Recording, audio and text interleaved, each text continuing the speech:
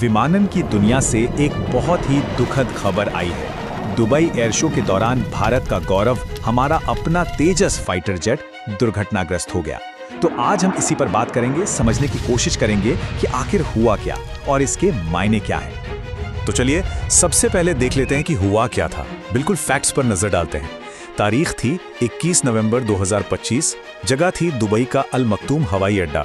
हुआ ये कि एक तेजस एयरक्राफ्ट एरोबैटिक डिस्प्ले के दौरान अपना कंट्रोल खो बैठा और क्रैश हो गया।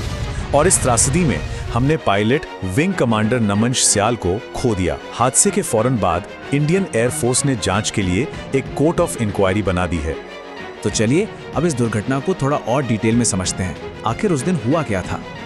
देखिए, ये कोई रूटीन फ्लाइट नहीं थी, ये एक बहुत बड़ा इवेंट था। दुबई एयर शो का आखिरी दिन और एक हाई प्रोफाइल एरोबैटिक डिस्प्ले चल रहा था। यहीं भारत अपने स्वदेशी फाइटर जेट तेजस की ताकत का प्रदर्शन कर रहा था। दुनिया भर की नजरें इस पर थीं और ठीक इसी प्रदर्शन के दौरान ये दुखद हादसा हो गया। किसी भी टेक्निकल बात से पहले जरूरी है कि हम इस हादसे के मानवीय पहलू को समझें, क्योंकि इस हादसे में हमने एक बहुत ही काबिल और बहादुर अफसर को खो दिया है। हम बात कर रहे हैं विंग कमांडर नमन श्याल की। सिर्फ 37 साल के थे, हिमाचल प्रदेश के कांगड़ा जिले से। उन्हें एक बहुत ही बहादुर और अपने काम के लिए पूरी तरह से समर्पित अधिकारी के तौर पर जाना जाता था। जाहिर है उनका जाना वायुसेना और पूरे देश के लिए एक बहुत बड़ी क्षति है। और ये क्षति कितनी बड़ी थी, इसका अंदाजा रक्षा मंत्री राजनाथ सिंह के शोक संदेश से लगता है। ये सिर्फ एक ऑफिशियल बयान नहीं था, बल्कि ये पूरे देश की भावना थी जो इस मुश्किल वक्त में विंग कमांडर श्याल के परिवार के साथ खड़ी थी।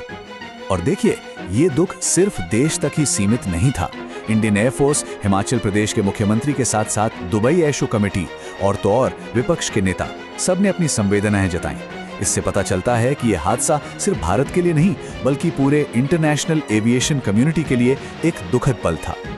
तो चलिए अब उन डिटेल्स पर नजर डालते हैं जो अब तक सामने आई हैं।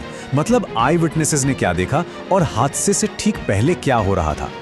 जो आई विटनेसेस थे, उनके बयानों से जो तस्वीर सामने आती है वो वाकई में बहुत चिंताजनक है। बताया जा रहा है कि एयरक्राफ्ट कम ऊंचाई पर एक मैन्यूवर कर रहा था, तभी अचानक उसने कंट्रोल खो दिया और सीधा जमीन की तरफ आ गया।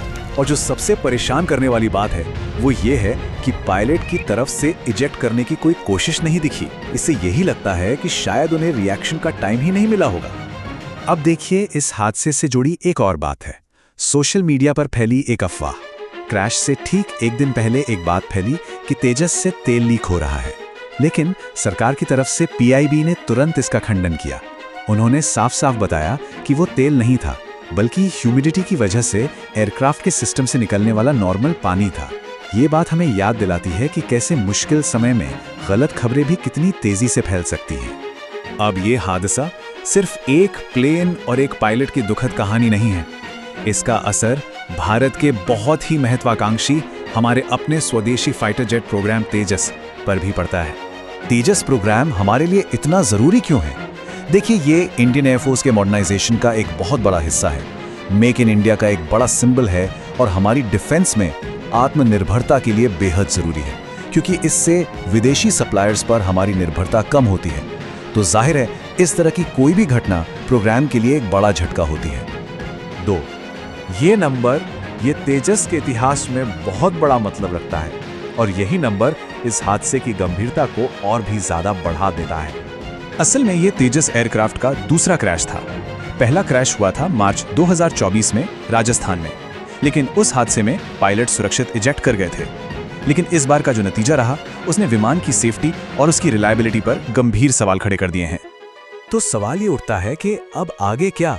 इन्वेस्टिगेशन कैसे होगी और वो कौन से बड़े सवाल हैं जिनके जवाब हमें अभी तक नहीं मिले हैं?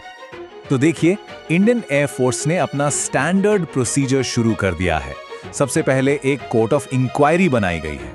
ये एक हाई लेवल कमिटी होती है जो हादसे के हर एक पहलू की जांच करेगी, ये पता लगाने के लिए कि असली वजह क्या थी। क्या ये कोई टेक्निकल प्रॉब्लम थी, कोई ह्यूमन एरर था या फिर कुछ और फिर आखिर में जांच के जो भी नतीजे होंगे उन्हें ऑफिशियली जारी किया जाएगा। देखिए, जांच तो अपनी जगह चलती रहेगी, लेकिन जो सबसे बड़ा सवाल है वो अब भी बना हुआ है। इस दुखद हादसे का तेजस प्रोग्राम के भविष्य पर क्या असर पड़ेगा? भारत की रक्षा में आत्मनिर्भरता का प्रतीक क्या ये विमान इस झटके से उभर पाएगा? इन्हीं सवालों के जवाब भारतीय